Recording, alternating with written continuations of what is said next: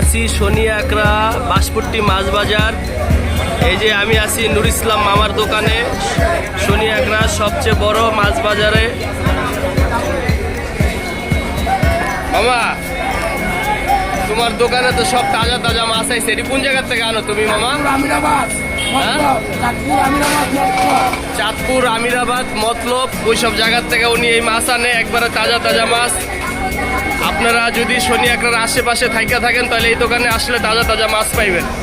এই যে একবারে তাজা বাইলা মাছ, তারপরে এই যে দেশি চাপিলা মাছ, চিংড়ি মাছ একবারে অরিজিনাল, এগুলো সব চাঁদপুরের মাছ। চ্যানেলটা লাইক কমেন্ট করে দিতে পারেন মামা।